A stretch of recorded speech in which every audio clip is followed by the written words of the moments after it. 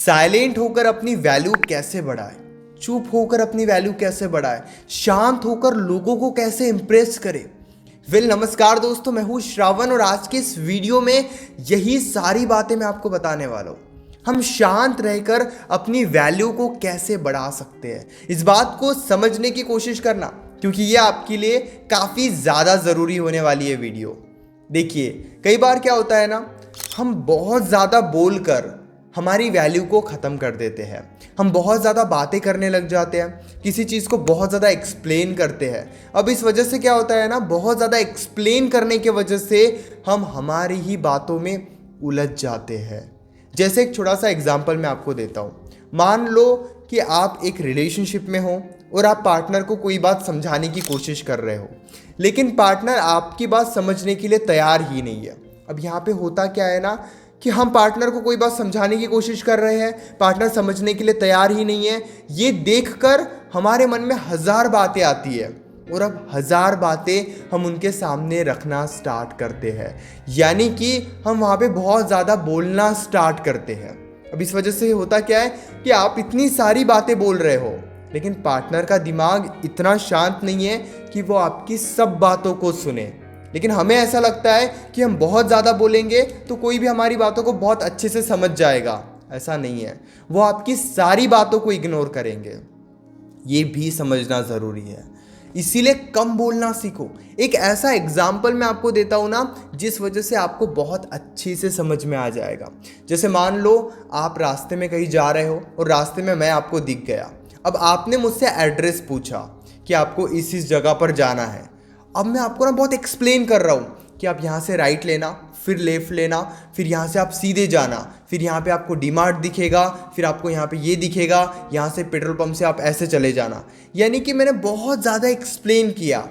अब इस वजह से क्या हो जाएगा ना, आप कंफ्यूज हो जाओगे, आपको समझ में ही नहीं आएगा कि जाना कहाँ पे है। क्यों? क्योंकि एक ही जगह से मैंने आपको सारा रास्ता बता दिया। नो डाउट आपको समझ में ही नहीं आएगा वो।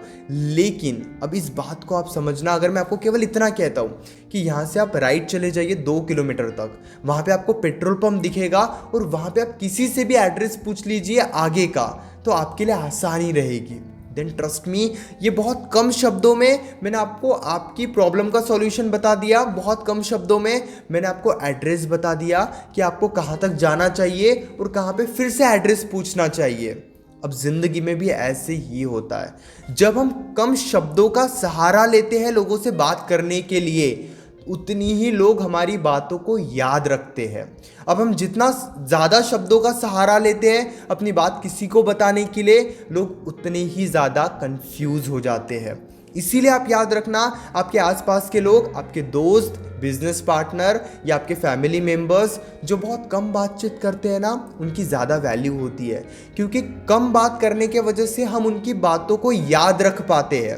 अब कुछ लोग होता है ना जो गुस्से में बहुत ज़्यादा बोलते हैं, आप देखना कि वैसे लोगों की कोई वैल्यू नहीं करता है। लेकिन कुछ ऐसे भी लोग रहते हैं जो गुस्से में बहुत कम बोलते हैं, और जो वो कम बोलते हैं ना, उस वजह से हमें समझ में आ जाता है कि हाँ, ये गुस्से में है इसलिए कम बातें कर रहे हैं। क्यों? क्योंकि वो बातों का सहारा नहीं ले रहे हैं अपने गुस्सों को दिखाने के लिए।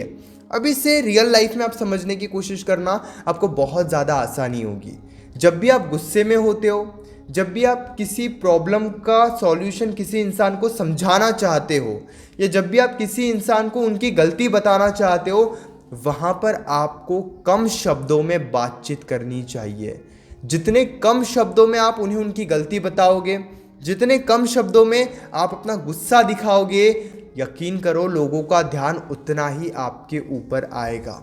लेकिन आज के टाइम पे क्या होता है ना, छोटी सी बात हो जाती है और हम उन्हें एक्सप्लेन करने लग जाते हैं। जैसे एक एग्जांपल मैं आपको देता हूँ। मान लो आप और आपका दोस्त आज साथ मिलकर कॉलेज जाने वाले हो। अब आपका दोस्त का फ़ोन आया कि वो 30 मिनट्स में आपके पास आ जाएगा, लेकिन वो 1 घंटे के बाद आपके पास आया।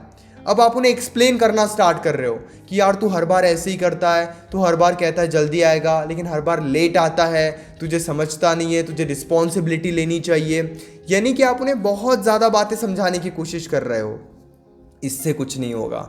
अगर आप केवल उन्हें इतना कहोगे ना कि यार भाई तू हर बार लेट करता है, नेक्स्ट टाइम मैं तेरे साथ नहीं आऊँगा क्योंकि इस बार भी तू 30 मिनट्स लेट आया है। अब यहाँ पे क्या होगा, आपने उन्हें बहुत कम शब्दों में बता दिया कि उनकी गलती क्या है, और जब आप कम शब्दों में बताओगे तो उन्हें उनकी गलती समझ में आएगी। लेकिन अगर आप बहुत ज़्यादा एक्सप्लेन करोगे तो उन्हें उनकी गलती समझ में नहीं आएगी। इसीलिए हर सिचुएशन में, चाहे आप अपने फैमिली मेम्बर्स के साथ बात कर रहे हो, दोस्तों के साथ बात कर रहे हो, रिलेशनशिप में पार्टनर के साथ बात कर रहे हो, तो वहाँ पे कम शब्दों का सहारा लो। अपने गुस्से को दिखाने के लिए कम शब्दों का सहारा लो, अपनी बात किसी को बताने के लिए कम शब्दों का सहारा लो। जितने शब्द आपके कम रहेंगे, यकीन करो लोग उतनी ही आपकी बातें याद रखेंगे।